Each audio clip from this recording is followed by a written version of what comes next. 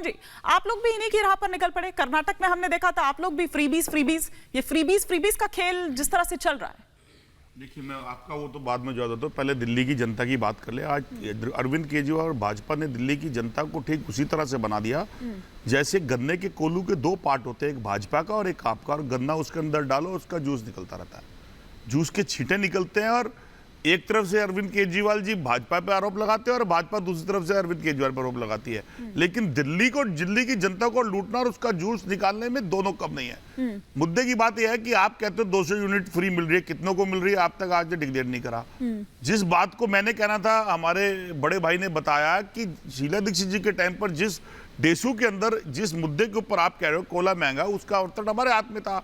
उस सिस्टम को आपके पास बना हुआ सांचा और ढांचा पड़ा है, उसका तो इस्तेमाल अगर आप जनता को देना चाहते हैं तो केजरीवाल जी आप कर सकते हैं, लेकिन आप करेंगे नहीं, क्योंकि आपका भी मंतव्य पूरी तरह से प्राइवेटाइज कंपनियों को फायदा देना है। क्योंकि जब आप पहले मुद्दे पे आते थे तो आपके एक जवान के ऊपर अडानी का नाम हुआ करता था, अंबानी का नाम हुआ करता था, इसी मुद्दे पर, बिजली की चोरी के ऊपर, इसी पे ऑडिट की बात होती थी।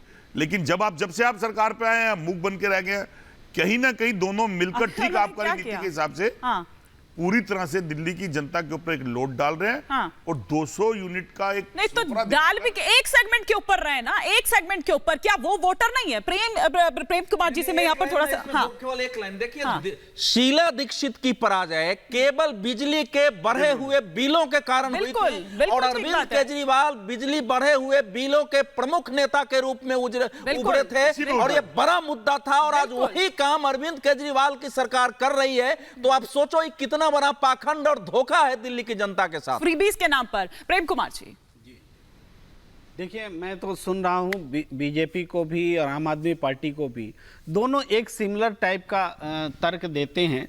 देखिए, जब धार्मिक असहिष्णुता का सवाल उठता है तो बीजेपी कहती है कि हिंदुस्तान के मुसलमान बाकी देशों से बहुत खुश हैं, और जब आम आदमी पार्टी से बिजली का सवाल पूछा जाता है तो बोलते हैं देखो बाकी राज्यों से दिल्ली में जो है बिजली की दर सस्ती है।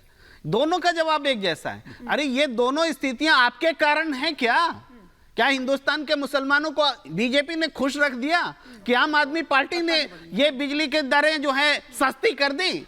ये दोनों का जवाब लगभग एक जैसा दिखता है। और आप दोनों की तुलना कर सकते हैं? प्रेम कुमार जी नहीं कर सकते। कहां से घुस गया?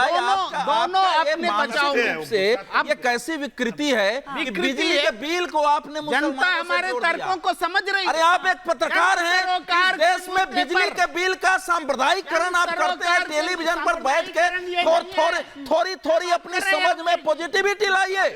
ये दिल्ली के बिजली के बिल का देश के मुसलमानों से क्या संबंध है? ये क्या बराक ओबामा है कि बैठ करके बता रहे हैं कि भारत के मुसलमानों को नहीं देखा गया तो भारत टूट जाएगा? यही चर्चिल बोल के इस देश में गया था। नहीं, बिजली के बिल का देश के मुसलमानों से क्या संबंध है? आप यहाँ, आपको भाजपा से समस्या है, भाजपा का विरोध करिए। ये देश में हिंदू मुस्लिम लगातार बढ़ाना, मुसलमानों को इस देश में पीड़ित बताना, ये जो बुद्धिजीवियों की समस्या है उसको बंद करा दीजिए ना। बीजेपी वालों से मैं कहता हूँ, एक देश बिजली का एक दाम, क्यों नहीं नारा देते? इन सब जब उपभोक्ताओं को, जनता को ये मांग अब कर सकते हैं। मैं कह रहा हूं बिजली का मुसलमानीकरण और सांप्रदायिकरण। एग्जैक्टली, मैं भी वही जानना चाह रही हूँ। अच्छा ठीक है, आपको रोक रही हूँ, आप दोनों को रोक रही हूँ।